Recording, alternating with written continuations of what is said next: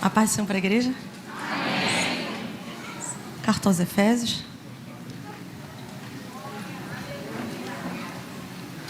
Capítulo 6.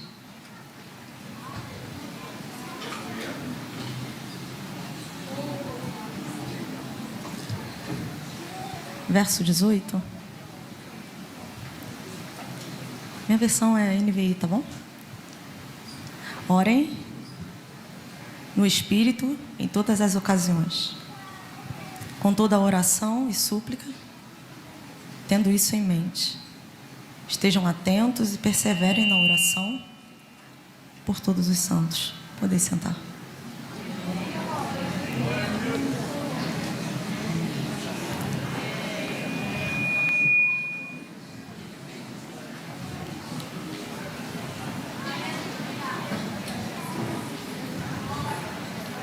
Queridos, é uma imensa alegria estar aqui. Primeira vez que estou muito feliz. Tive algumas dificuldades para chegar, mas graças a Deus cheguei. Quero agradecer ao pastor, presidente, sua esposa, aos copastores, pela confiança de me permitir falar à igreja, pela honra e o convite. Deus em Cristo Jesus abençoe poderosamente a irmã Maria Helena, pelo convite, pelo carinho, a paciência conosco. Sua filha também, Deus em Cristo Jesus abençoe. Ao casal que foi me buscar, muito obrigada. A irmã Sara, o Fábio, foi ela que providenciou essa roupa. Eu tive um incidente com a minha. Aos dois casais, as famílias que me ajudaram, tanto a irmã Sara e seu esposo, e a irmã Manu, né? A irmã Manu e seu esposo que foram me buscar. Eu dei um trabalhinho para eles. Tive um pequeno incidente, mas eu agradeço muito o carinho de todos os irmãos, amém? Eu quero trazer uma palavra nessa noite. Sei que o Senhor sempre fala neste lugar. Irá continuar falando daqui para frente. Não precisa de fundo não, tá? Irá continuar falando daqui para frente, como sempre. Tem falado durante esses dias. Eu não quero gastar todo o assunto, não pretendo. Quero trazer um complemento para a gente fechar de tudo que já foi dito. Amém? A carta aos Efésios, depois da carta aos Romanos, é o maior tratado teológico e eclesiológico que nós temos em mãos. Há alguns teólogos que explicam que ela é ainda mais profunda do que a carta aos Romanos. Sendo pequena, 6 capítulos, esta carta é inesgotável. É tratada como irmã gêmea da carta aos Colossenses, diferenciando em pouca coisa. Mas muitos assuntos contidos nas duas cartas são muito parecidos. Diferencia justamente o tema central das duas cartas. Colossenses é uma carta cristológica. Paulo trata sobre o cabeça da igreja, Cristo. A ênfase que ele dá a Cristo, aos Colossenses, é devido a um problema teológico que está acontecendo em Colossos e na igreja. A igreja está sendo atacada por misticismo, legalismo e gnosticismo. E a igreja, então, começa a se afastar do conhecimento básico de quem é Cristo Jesus. Então, o apóstolo Paulo ensina a igreja a base principal da fé cristã. Cristo é um mistério revelado que estava escondido e agora, de fato, é revelado, sendo ele a plenitude divina. Efésios trata do corpo de Cristo. Esse Colossenses é uma carta cristológica. Efésios é uma carta eclesiológica. Trata da igreja. Colossenses, o cabeça. Efésios, o corpo do cabeça. Esta carta, ela não é tratada como somente endereçada à cidade de Éfeso, à igreja que está localizada na cidade de Éfeso, mas uma carta corrente para todas as igrejas, sendo até mesmo universal, não somente para as igrejas da Ásia Menor, onde Éfeso era a capital. Na capital de Éfeso havia aproximadamente 300 mil pessoas. Para o mundo antigo, isso era muita coisa. O apóstolo Paulo não funda esta igreja em Éfeso. Quem funda é o casal Priscila e Áquila. Eles se conhecem quando o apóstolo Paulo, provavelmente na sua segunda viagem, chega a Caia, na cidade de Corinto. É quando o imperador Cláudio havia expulsado todos os judeus de Roma. E então, Priscila e Áquila são expulsos e vão para a Caia. Eles tinham o mesmo ofício que o apóstolo Paulo. Faziam tendas. É interessante que o apóstolo Paulo fica um tempo de 18 meses, 1 ano e 6 meses, na cidade de Corinto. Volta para a sua base. Ele tinha uma base. A igreja, que era o centro da igreja gentílica, Antioquia da Síria. Para os gentios, ela é mais importante do que a igreja de Jerusalém. Apesar de ter sido o pontapé para os cristãos gentios dado por Pedro, não por Paulo, mas o apóstolo Paulo é quem conduz a expansão para os gentios, que somos nós. Mas o apóstolo Pedro dá esse pontapé, não é Paulo. O apóstolo Paulo fazia as viagens dele e voltava para a sua base, Antioquia da Síria. Ele, apesar de ser chamado apóstolo dos gentios, nunca desprezou os judeus. Sempre que chegava em uma cidade, procurava uma sinagoga. Primeiro aos judeus, depois aos gentios. Se ele fosse bem recebido, ali ficava e depois expandia. Se não, seguia direto para os gentios. Nunca desprezou os judeus. Ele faz a sua terceira viagem para Éfeso, mas a ideia dele era na segunda viagem. Ele gostaria muito de ir para a Ásia, mas é impedido pelo Espírito. Então vai para a Macedônia. Mas ele gostaria de ir nessa segunda, não consegue. Então ele vai à terceira e chega a Éfeso. Priscila e Áquila já haviam feito um bom trabalho. Isso está escrito no capítulo 19 do livro de Atos.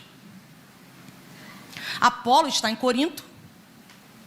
É por isso que vai surgir confusão lá. A igreja de Corinto vai se dividir, escolhendo o melhor apóstolo que cada um gosta. Apolo está lá.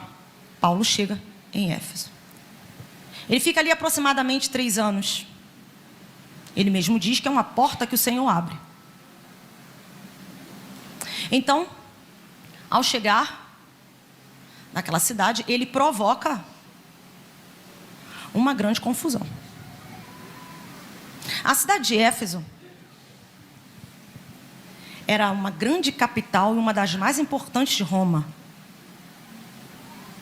Ali terá a terceira igreja mais importante do mundo antigo: Jerusalém, Antioquia da Síria, Éfeso. É a partir dela que saem todas as outras igrejas, principalmente aquelas que conhecemos como as igrejas do Apocalipse. Mas havia na cidade algo difícil. A política econômica da cidade era religiosa. Toda a economia e toda a política da cidade girava em torno do culto a um feminino. Não havia ali um Deus como base principal. Há escritos de que em Corinto também existia esse problema, a Afrodite. Talvez não tão forte como nos tempos do apóstolo Paulo, quando ele chega lá. O templo, a essa deusa, possivelmente já havia diminuído um pouco a sua força, mas a cidade também construiu um alicerce muito forte sobre a estrutura dessa deusa, a deusa do amor. Mas Éfeso era ainda mais forte. Apolo era um deus na cidade de Tiatira. Assim como também existia o culto ao imperador, porque César era senhor, Quírios. Ele era conhecido como Divo. Não era alguém normal, comum, mas sobre ele havia sido depositada a divindade que viria trazer a paz para todos os homens. Então havia o culto a ele, reconhecendo que ele era o único capaz de fazer a paz. Ele implanta a Pax Romana, que era uma falsa paz. Quem tentasse se rebelar contra a paz de César morria. Era morto. Alguns tinham suas cabeças, todos os que se rebelavam contra César, tinham suas cabeças arrancadas, colocadas em grandes troncos para mostrar para todos os outros que tentassem fazer isso, o que receberiam. Havia um grupo judeus que tentavam lutar contra isso, como os zelotes. Eles andavam com pequenas adagas nos bolsos e, na primeira oportunidade, matavam romanos. Tinham ódio de publicanos, que eram judeus que trabalhavam para tirar dinheiro dos judeus para Roma. Jesus é tão fantástico que coloca um publicano e um zelote no mesmo grupo. Simão zelote, Mateus publicano. O que ele está fazendo ali? A igreja já tem o seu protótipo, os 12 discípulos. Qual é o protótipo? A inexperiência, a imaturidade, aqueles que não se combinam, mas vai dar certo, e um traidor. Bipolares, temperamentais, complicados, sanguíneos, atrevidos, e dá certo. Esse é o protótipo da igreja. Antes da ressurreição de Cristo, quando se levanta a igreja universal. O culto ao feminino nessa cidade era a deusa Ártemis para os gregos, Diana para os romanos. Ela era conhecida como Sotera, salvadora das mulheres grávidas e solteiras. Você é inteligente? Eu preciso dar essa volta porque eu já vou fechar, tá bom? A mitologia grega tinha uma forma de contar a história sobre ela. Irmã gêmea de Apolo. Ela nasce primeiro e vê sua mãe sofrendo para ter Apolo, que nasce depois. E isso no entendimento dos efésios, porque no entendimento dos que moravam em Tiatira, era Apolo que tinha nascido primeiro. Então, cada um tinha uma ideia dessa mitologia, mas a base é gêmeos. Para os efésios, ela nasce primeiro, a mãe morre sofrendo para ter Apolo. Então, Diana faz um pedido, ou Ártemis, para Zeus: não quero nunca ter filhos e jamais me relacionar com homem algum. Zeus atende o seu pedido e dá a ela o poder de ajudar mulheres em situação de vulnerabilidade. É interessante que o espírito que opera lá ainda opera aqui. Não há nada de novo debaixo do sol, diz Kohelet, o pregador, livro de Eclesiastes. Surge então o empoderamento feminino. Isso é antigo. A cultura da cidade, baseada na deusa Diana, era toda em defesa das mulheres. As mulheres faziam outro papel sobre a misoginia, mas era quase isso aí. Vocês estão sabendo da lei da misoginia? Então, era mais ou menos isso aí. Elas se tornaram mulheres que se rebelavam contra os homens da cidade, baseada no fato de que a deusa que conduzia toda a política, economia e religião era a protetora delas. Uma mulher grávida sempre coloca o seu pé na cova toda vez que engravida e vai ter filho. mister falar que há dificuldade em homens executarem os seus papéis. Fiquem calmos que eu vou fechar, tá bom? Eu preciso pregar, que eu não vou passar mal de novo. Quando Paulo entra na cidade, a cidade é dominada por magia negra e feitiçaria. A livraria que existia ali era muito mais rica do que o Parthenon.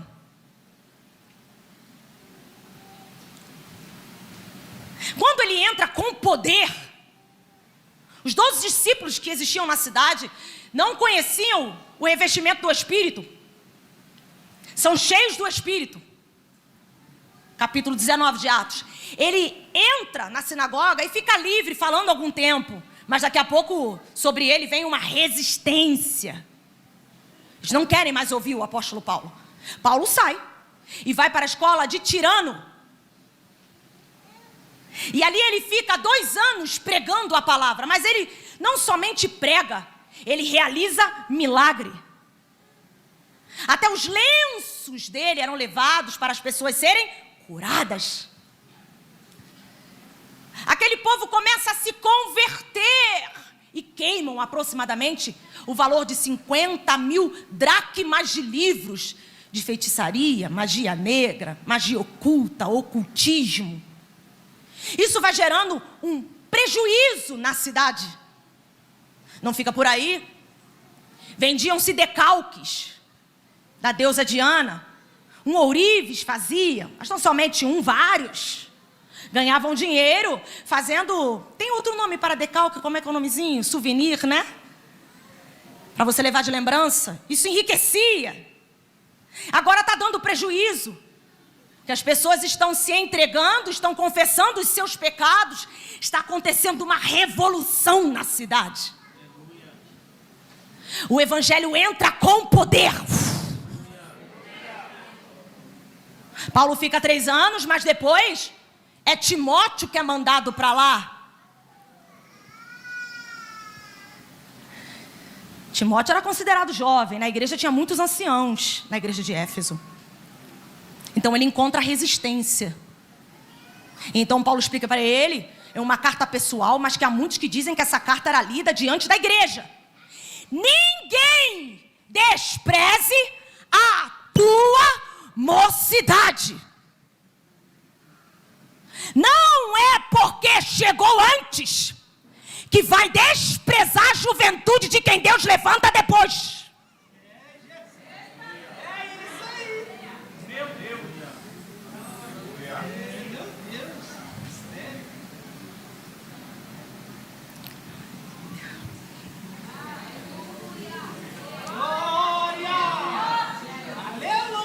Timóteo, quer saber como é que tu vence isso? Para aqueles que tentam te descredibilizar, seja exemplo. Porque você não cala a boca de ninguém brigando. Você cala a boca com comportamento. Aqueles que tentam descobrir coisas sobre você para tirar teu crédito, façam com que eles tenham que inventar. Paulo coloca o rapaz que era tímido, tinha problema de saúde, para uma das piores igrejas. Fica triste comigo, eu não tenho nada a ver com isso, tá bom? O que estava acontecendo lá? A primeira carta a Timóteo é uma das cartas, eu tenho 41 anos de idade. Nasci, meus pais já eram cristãos, nunca me desviei. É uma carta que eu menos vejo em temas. É certo de que sempre que uma igreja se levanta num lugar e pessoas se convertem, elas virão com seu mau costume lá de fora.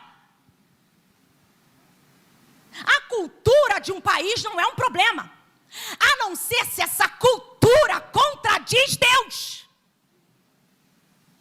E então a igreja é a revelação dos filhos de Deus na criação. Cristo ressuscita.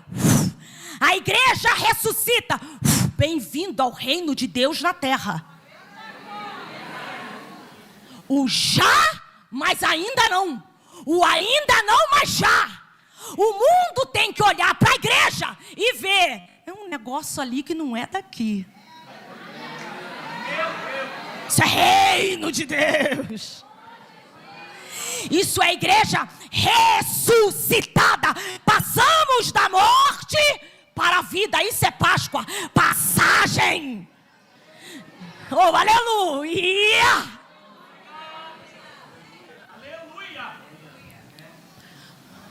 O que está acontecendo? Ali tem um verso que acaba com a nossa vida, né, das mulheres. Quero que as mulheres estejam caladas.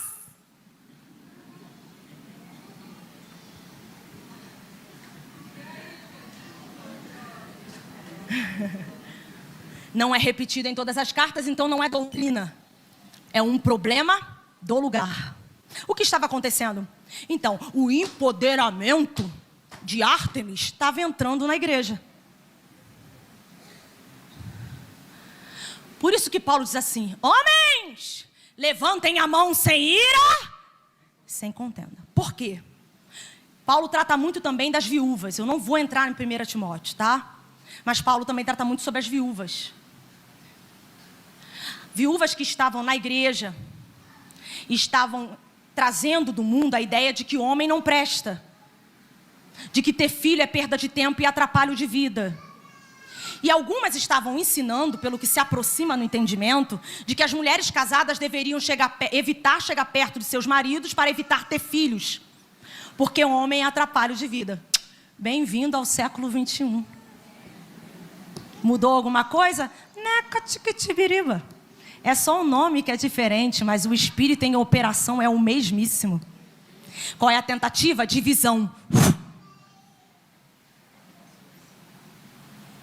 E o que supostamente estava acontecendo? Mulheres estavam coagindo seus maridos em casa. Na igreja era uma bênção. Sou crente velho, não gosto desse negócio de reteté, tá? Isso não é bíblico. Mas esse negócio de canela de fogo também não gosto disso. Mas esse negócio assim de que na igreja eu sou uma bênção, mas em casa eu falo grosso com meu marido. Não vai aceitar o cargo porque eu não quero.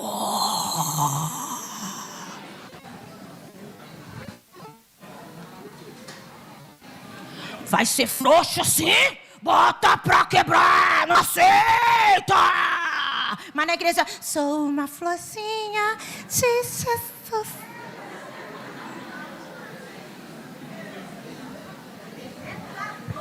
Por isso homens estavam nervosos, irados. Aí Paulo fala: abaixa a mão se tiver com ira. Vamos resolver o problema. Mulheres! Coloquem-se em seus devidos lugares. Havia a ideia de que enquanto os homens estavam ensinando, estava a mulher assim: mas o que significa isso? Mas por que isso? Não era porque queria saber, é porque queria atrapalhar. Para essas, tem uma palavra para você que detesta o apóstolo Paulo, eu amo ele. Calada.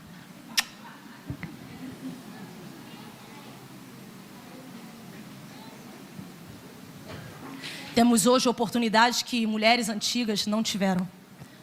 Quando pegar no microfone, aproveite com sabedoria. E não para falar besteira.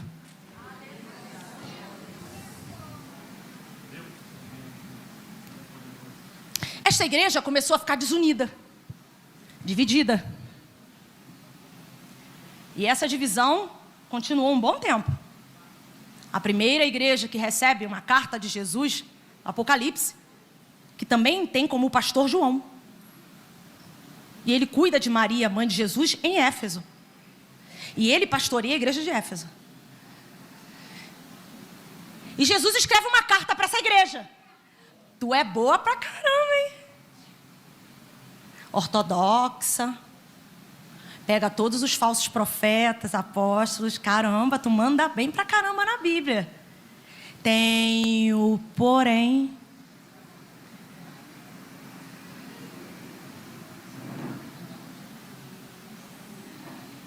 O porém de Jesus é diagnóstico certo. para aqueles que pensam ser uma coisa que não são. Deixastes o teu primeiro.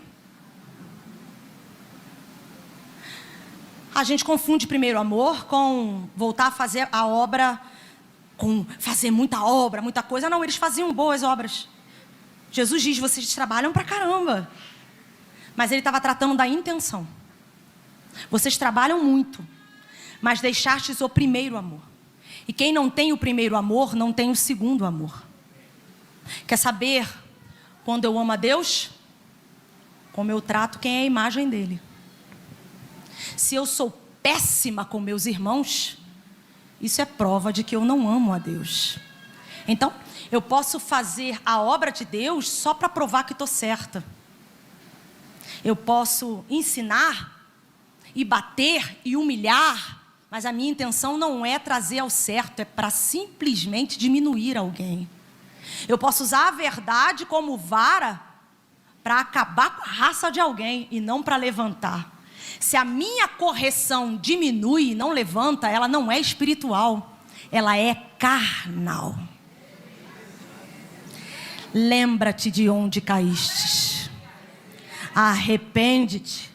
Pratica as primeiras obras. Eu, como crente velha, eu tenho algumas implicâncias. O crente velho tem. A gente passa dos 40, vai perdendo um pouco a paciência para algumas coisas, né? Naturalmente, você vai ficando meio... né?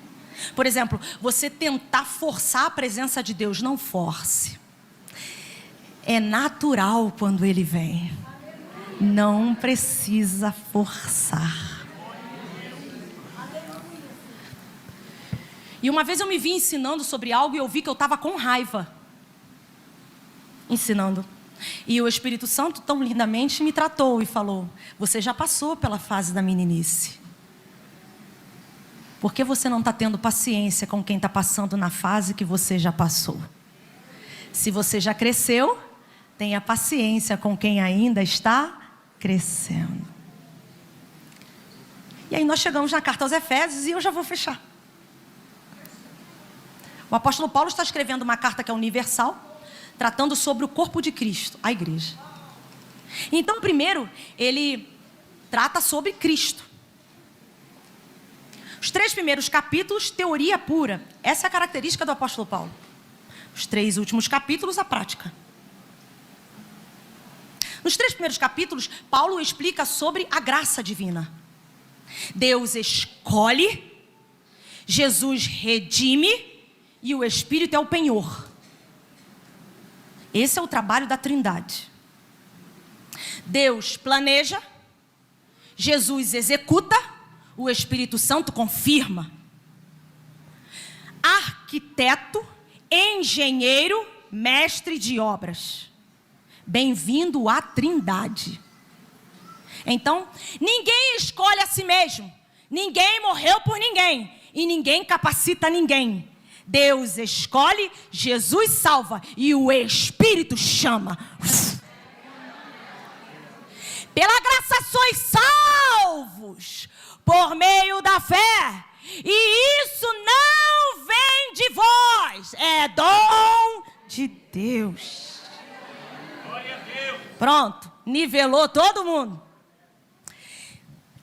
Ele começa a explicar sobre o problema da humanidade. O apóstolo Paulo, na carta aos Romanos, diz que a criação geme pela revelação dos filhos de Deus. Porque desde o Éden, há uma desunião natural no ser humano. Estamos todos desunidos. A prova disso é que quando Adão e Eva transgridem, não pecam, transgridem, eles obedecem. O primeiro pecado, a palavra pecado aparece a primeira vez na Bíblia, com Caim e Abel. Ali está o resultado. Uma divisão familiar. Desde que o homem transgride contra Deus, estamos todos em divisão. Divisão com Deus, divisão conosco, divisão com o próximo e divisão com a criação. Ninguém se entende, ninguém entende o outro e ninguém respeita o que Deus criou. Isso é a parte básica do mundo. Por mais que alguém se ame, pessoas se amem. Há amor, mas por vezes não ficam juntas. Você percebe que há pessoas que se amam e são casadas há anos. E chegam aos 70 anos de casado até brigando. Já eram até para ter acostumado um com a cara do outro, mas chegam pior ainda.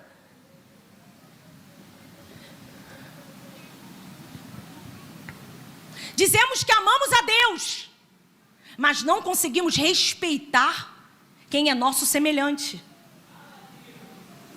A paz matando filhos, filhos matando pais.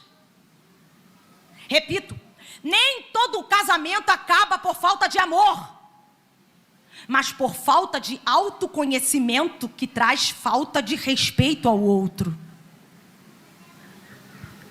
E por mais que você olhe para o mundo e o mundo pregue amor, já reparou que é amor conveniente? É só para o que os importa? A minha mão esquerda prega amor e liberdade. Mas se eu quiser ser cristã e vestir esse tipo de roupa, ela briga comigo. Mas não prega liberdade? Não, liberdade dentro do parâmetro deles. Porque não existe sanidade mental desde a queda. Todo mundo tem um parafuso solto.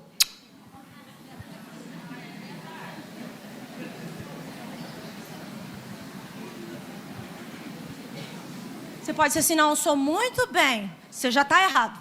Porque você está dizendo que está bem é porque você ainda não viu que você deve ter até mais de um parafuso solto.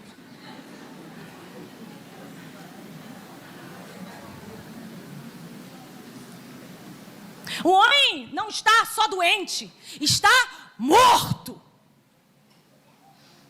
O evangelho não fala de alguém doente, revela a humanidade morta. Aleluia. Glória a Jesus. E essa morte se revela na dificuldade que a gente tem até de criar filhos. Somos maus. Uma vez eu fui pregar sobre isso e alguém me perguntou, vai pregar sozinha? Ou prega acompanhada? Porque vão te bater. Eu falei, mas eu não preguei. Eu preguei, mas eu só falei o que está escrito na Bíblia. Salmo 14, Paulo, Romanos 3, não há ninguém bom. Bom é vosso Pai, Jesus Cristo disse, que está. E ele ainda diz, vocês sendo maus, sabeis dar boas dádivas aos vossos. Então vamos lá. Se eu, como mãe, não consigo fazer nem o bem ao meu filho, acabou. Ok? E o que você vê no mundo? É a morte se revelando cada vez mais. Gênesis é um livro fantástico para revelar isso. Família disfuncional, que casos de família do SBT ia ter programa para o resto da vida.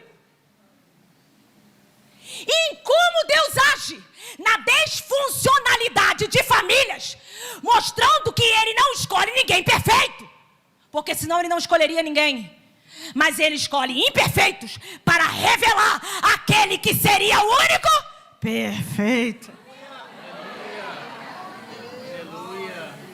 Se você pegar a literatura do mundo antigo, todos os povos descrevem os seus heróis sem defeito, pode procurar. Eles até aumentam os feitos de seus heróis. A Bíblia não. A Bíblia vem colocando cada tropeço que Davi era homem segundo o coração de Deus aonde? Que é isso? Abraão mentiu, tá? Não omitiu não. Mentiu. Isso é para revelar o quê? Jó questionou, tá bom?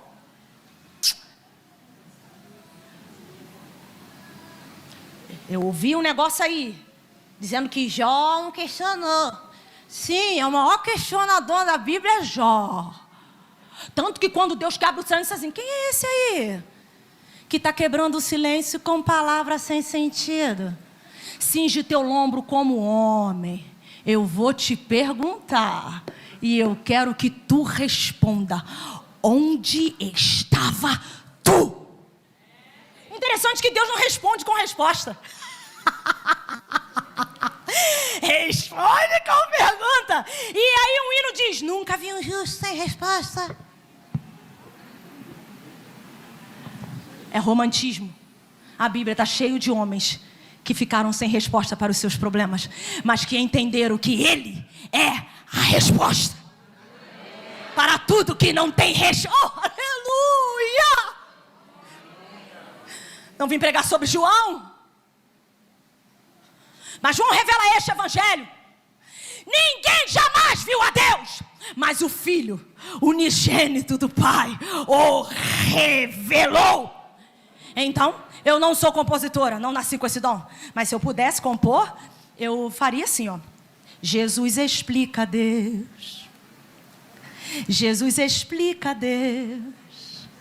Jesus explica a Deus.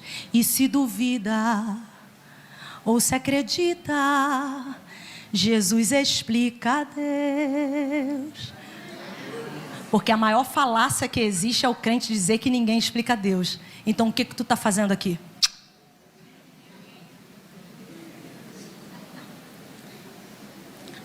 Isso é romantismo. Para aquilo que precisamos agora, Cristo é suficiente.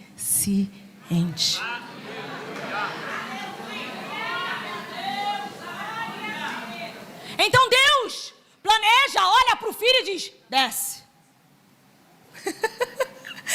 Estava pregando sexta-feira sobre essa morte de Jesus. Imagine Deus dentro da barriga de uma mulher.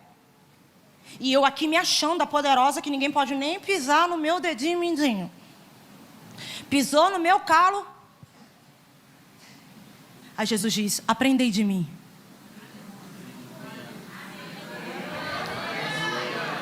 Porque eu poderia botar para quebrar.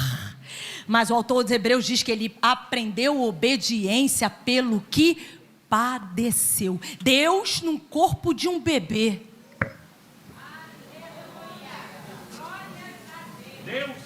Deus na cruz. E alguém olhar e dizer assim: ué, salvou a todo mundo e não salva a si mesmo. Se fosse o raio, frito na hora. Não. Desce daí! E talvez a gente acredite em você. E Jesus diz: não acreditaram, imagino, até agora vão acreditar descendo da cruz. Pode descer da cruz quanto for. Quem não creu naquilo dentro do tempo que tinha que ter crido, não crê, não adianta. Que tentação. Quando ele desce, isso é evangelho. O homem está morto dentro de um mar, lá no fundo do oceano. Imagine um homem morto, inchado, verde. Jesus desce, pega o homem, traz para cima, coloca nas costas, joga na praia, na areia, faz respiração boca a boca, faz massagem, o homem revive, levanta, olha para onde estava caminhando, dá meia volta e passa a andar em direção a Deus. Bem-vindo ao Evangelho. Quando meu pai se converteu, ele disse que foi lá na terra dele. Meu pai nasceu na roça, lá de Cabo Frio. E ele disse que ele não falava com um monte de gente. E tinha um monte de passarinho preso na gaiola. Ele soltou tudo. Foi lá em Cabo Frio, na roça, falar com um homem que metia medo na família todinha, meus tios. Minha avó teve 18 filhos, ficaram vivos só 10. Meu pai é o penúltimo. Chegou na casa do homem, bateu e falou: quero te pedir perdão. E ele disse assim: eu estou há tanto tempo esperando isso, que eu estava com medo de ir até vocês. Quanto tempo a gente perdeu. Mas agora veio um que nasceu de novo. A guerra acabou. Me perdoa.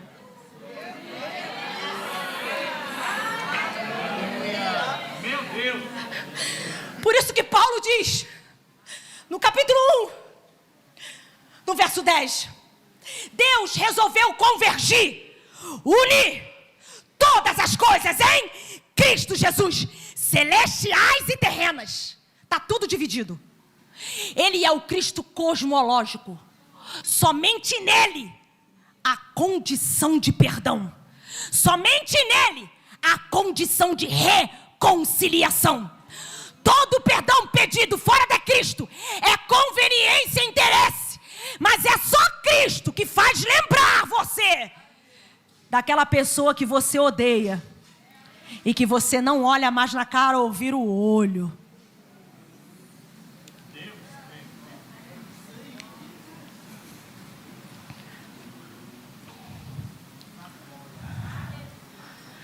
Paulo está tratando de unidade. Hoje, há uma cultura de que Freud é mais conhecido do que Jesus entre os cristãos. Sim, eu estudo psicologia. Eu sei o que eu estou falando. A psicanálise é boa, mas a psicanálise freudiana, ela é antibíblica. Tudo bem, vão me crucificar, mas eu preciso explicar. Está todo mundo culpando o inconsciente. Ai, porque eu fui assim na infância. Ai, porque eu tenho trauma e por isso que eu faço isso. Então, em Cristo, as coisas velhas...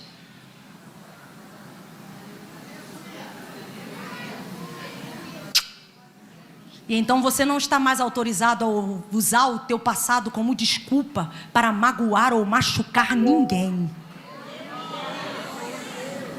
Quando Jesus diz assim, vigiem! O que ele está falando ali no grego? Fiquem conscientes.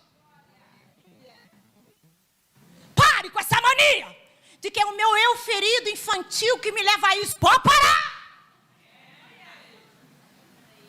Você pode estar até ferido, mas você é responsável pelas suas escolhas. Caim tá magoadinho, tá chateado, tá com raiva. Então, faz direito. Se tu fizer direito, eu aceito. Então o apóstolo Paulo passa para a parte prática. Vou correr, a gente fecha. No capítulo 4 ele diz assim, ó: vocês têm que se despir da velha maneira de viver, ou seja, tira a roupa velha e se vestir do novo homem.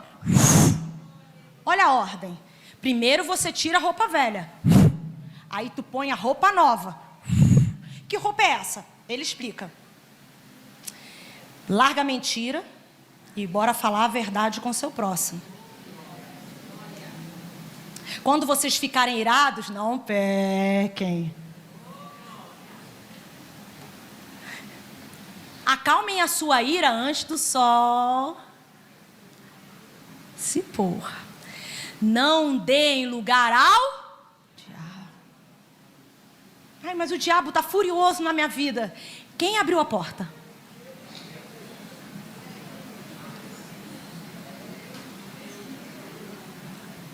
Cresci ouvindo isso. Deus é educado, não entra onde não foi convidado. Meu querido. E Deus vai ser mal educado de entrar em algum lugar daquilo que Ele criou? Bota a cachola para funcionar. Então vamos lá. Quando o Espírito Santo ventou, porque... Jesus diz que Ele venta onde Ele quer. Aí você diz assim, não entra vento aqui não que eu vou fechar a janela. Ele não precisa de janela, Ele passa pela janela.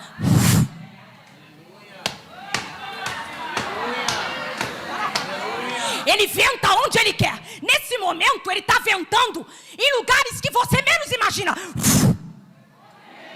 Tá lembrando alguém? Tá fazendo o que aí? Aí não é teu lugar. O Espírito Santo não habita em casa suja, mas ele entra para limpar a casa suja. Porque se ele não entrar, vai limpar como? Ele sopra e ele entra onde ele quer, porque é tudo dele. Então ele não é mal educado. Quem precisa de permissão para entrar é o diabo. Fica assim, ó. Agora ela vai dar um gritão, quer ver? Quando ela der um gritão com o filho dela, eu vou entrar. Aí você vai lá e uma vontade de gritar absurda, tu.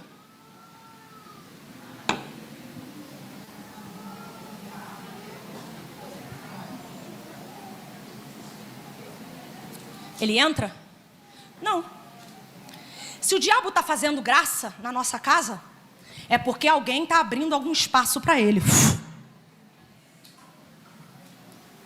E ele continua. Não deixe nenhuma palavra torpe, saprós no grego, sair da vossa boca. Saprós é podre, não é só palavrão. É tudo que não edifica. É uma grosseria, uma falta de educação. É raiva. Não entristeçais o espírito. Essa é a roupa. E aí ele continua com a roupa. Não vos embriagueis com vinho em que há contenda, mas enchei-vos. Ele diz como se encher. Comunhão, adoração, gratidão, sujeição. Sujeitando-vos uns.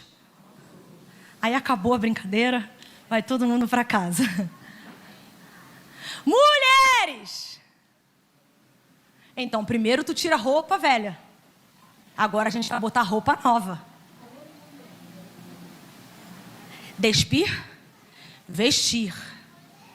Não pule etapas. Sede submissas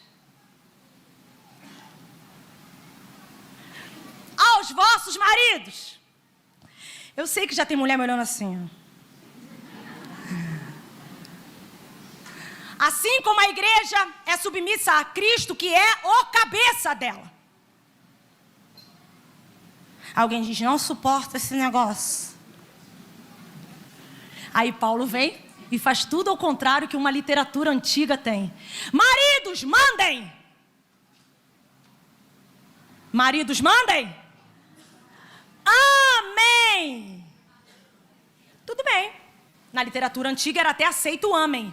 Só que ele não para, ele diz, como Cristo amou a igreja e a si mesmo morreu.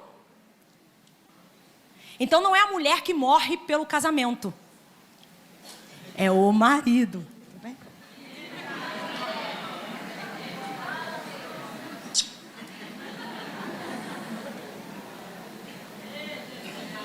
Aleluia. Glória. Porque é o marido que, como Cristo, vai apresentar a mulher saudável. Aí eu chego lá no céu assim, ó. Aí Jesus vai olhar pro meu esposo e vai dizer assim, o que aconteceu aqui com a bichinha? Não, é porque ela passou a vida toda tentando me ajudar e me salvar. E eu sou um narcisista que nunca fiz nada. Jesus, né? Catiquitibiriba. O que ela não sabe de Bíblia é você que ensina. O que ela tem dificuldade de entender é você que ajuda a entender. É você que limpa, é você que lava, é você que trata, é você que cuida, é você que ajuda. E ela vai se submetendo, por quê? Por que você aceita sofrimento casada com Jesus?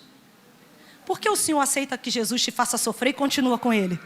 Porque sabe que todo sofrimento é porque Ele te ama.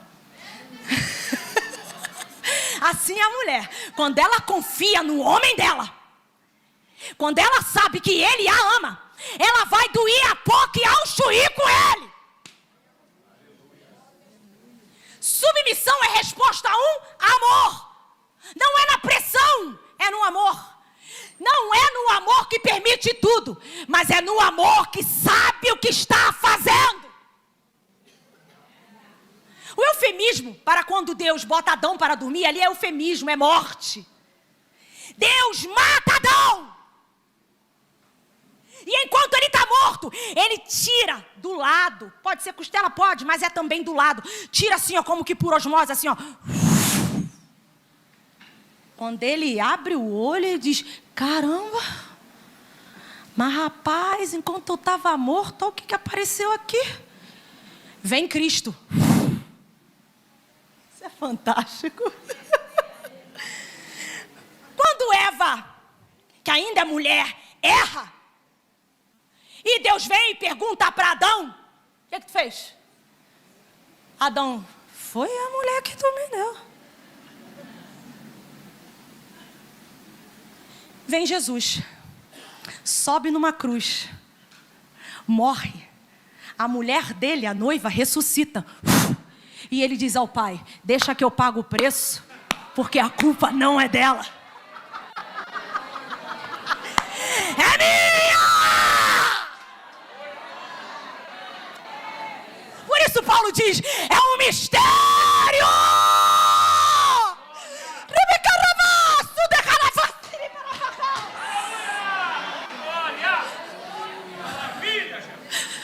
Unidade, união, enquanto o mundo está dividindo, os casais na igreja não podem ter divisão. Paulo vai adiante.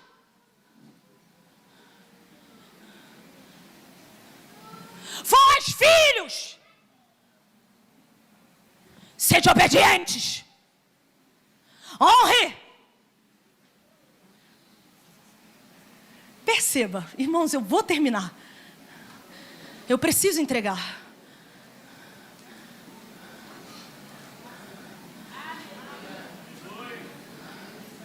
Deixará o homem a sua mãe e o seu pai e unir-se-á a sua mulher. O povo começou a entender errado e abandonar os pais. Vem o mandamento e corrige. Quinto: honra teu pai e tua mãe. Porque não adianta cantar santo na igreja e mandar a mãe ou o pai calar a boca. Não adianta dizer: Jesus, eu te amo, glória, fogo, poder e unção. E que mulher ultrapassada. Ultrapassada porque não sabe usar um celular, mas te ensinou a usar a colher.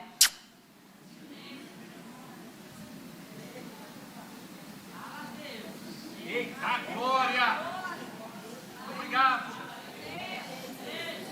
Tá namorando, tá noivando, não obedece mais pai e mãe. Obedece o noivo, a noiva, a namorada, neca tiquiti piriba. Mora na casa do papai e da mamãe? Ainda não casou? Então, obedece mamãe, papai. Entendeu? Porque às vezes a grama você tem que provar que é verde. Uma vez o meu irmão começou a namorar uma menina cristã. E ele disse assim: eu tenho hora para chegar em casa. Ela disse: que isso? Você ainda diz pro teu pai e pra tua mãe e aceita a hora que vai chegar em casa? E ele disse assim: são eles que me sustentam ainda. Ainda moro lá dentro. Aquela menina nunca mais apareceu na vida dele. Tchau e bênção, foi embora.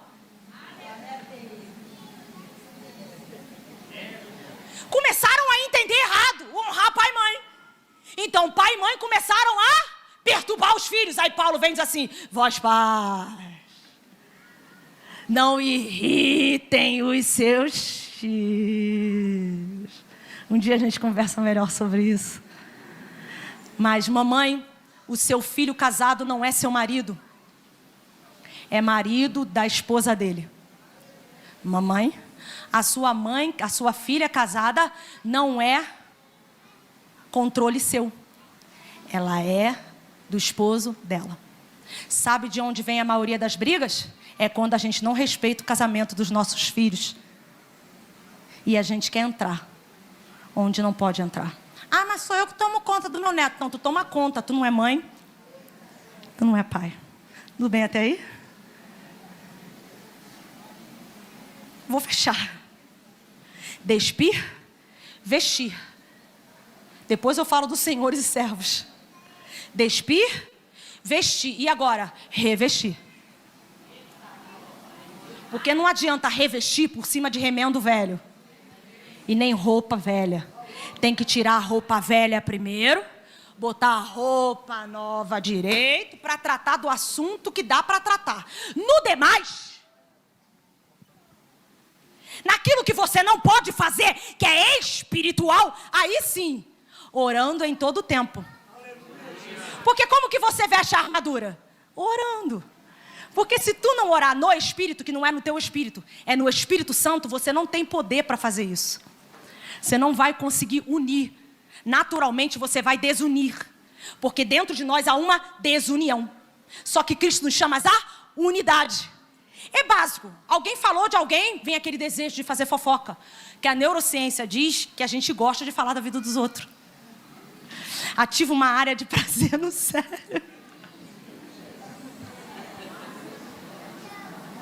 Aí eu falei, Senhor, tem misericórdia, nosso cérebro não ajuda a gente, não ajuda. A não ser que você descubra que o fofocado é você mesmo, aí você não gosta. Mas o outro... Então nós temos a capacidade de falar, irmã, fiquei sabendo, falaram... Não, quando você está orando no Espírito, você recebe poder para orar certo, para aquilo que é certo, para fazer o que é certo. Porque eu posso pregar, mas se não for no Espírito Santo, é pregação sem poder. Eu posso cantar, mas se não for no Espírito, é sem poder. Eu posso orar, mas se não for no Espírito, é sem poder. Por isso que há pessoas que oram, e você fica assim, Jesus, aquela pessoa ora tanto e é tão terrível. Por quê? Porque é oração de pagão, é só repetição. Mas quando é no Espírito,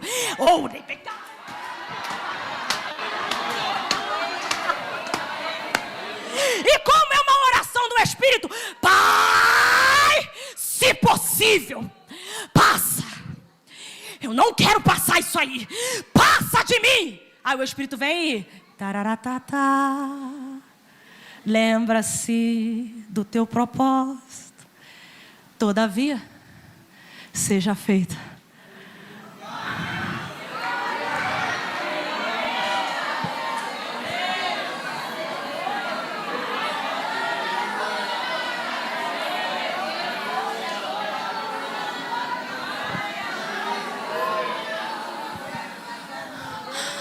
Guarde isso. Estamos querendo lutar contra demônios quando não conseguimos nem sequer tratar bem nosso marido. Estamos querendo lutar contra hostes e principados quando não conseguimos tratar bem nossa esposa. Aquele que luta contra a sua esposa ou marido luta contra a sua própria carne. Estamos fazendo tantas coisas e não conseguimos dar um abraço em um filho, um abraço numa filha. Estamos fazendo tantas obras e não conseguimos tratar bem o nosso chefe. Quando o chefe está, trabalha bem. Quando o chefe sai, estamos fazendo tanta obra, mas somos patrões péssimos, porque não damos o salário que é digno. Então, antes de querer lutar contra a capeta, coloque primeiro em ordem a sua vida, para depois...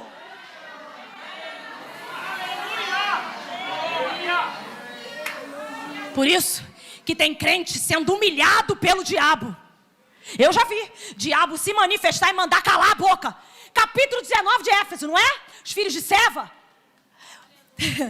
Eu tive um professor de seminário, porque tem professor de seminário que só existe para matar a fé. Ele era ateu. E ele falou o seguinte: você não precisa estar certo para expulsar demônio. Eu falei, ai Jesus, tem misericórdia, me ajuda. Sentado na cadeira, me chamavam de encrenqueira. Eu não sou encrenqueira não, tá, irmãos? Aí ele, no nome de Jesus. Nome de Jesus, sai. Eu falei, chega aqui. Aí ele, o que foi? E os filhos de Seva? E foram expulsar os demônios olharam para a cara dele. Paulo, eu sei quem é. Jesus também. E vocês, quem são?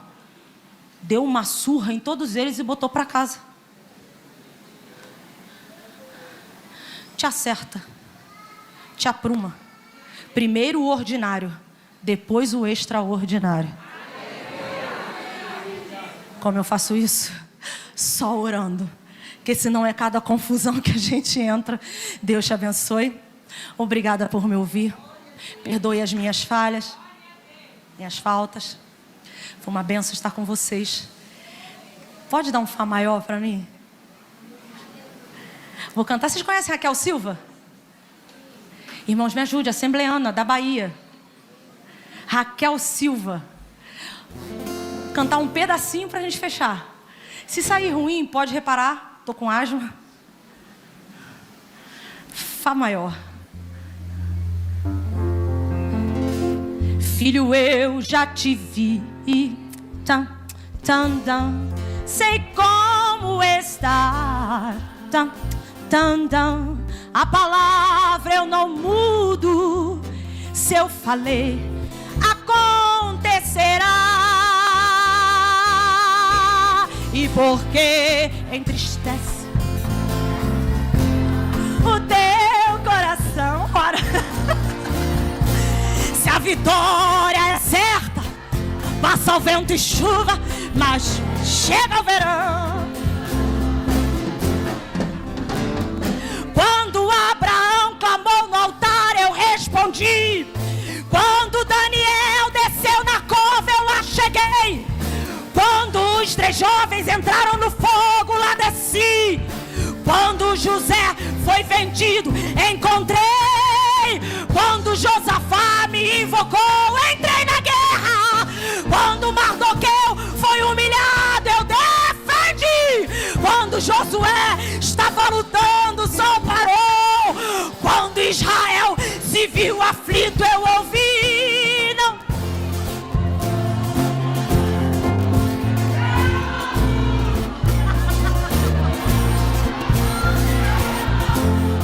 Tá lindo! Ataca! Ataca! Oh! Tá lindo! Porra!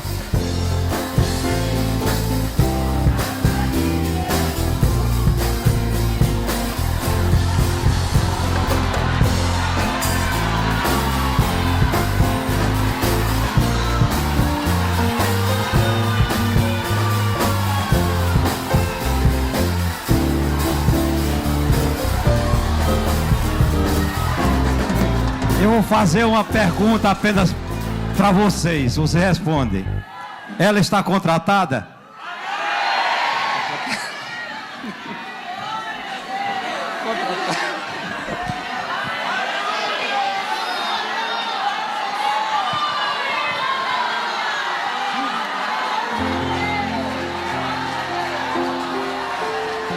Aleluia! Glória a Deus! Aleluia! Glória a Deus! Graças a Deus, né, irmãos? Glória a Deus! Aleluia! Irmãos, eu quero chamar aqui nesse momento, antes de fazer os agradecimentos aqui, que eu quero agradecer os irmãos, eu quero chamar aqui a irmã Esther, para entregar uma lembrancinha para nossa irmã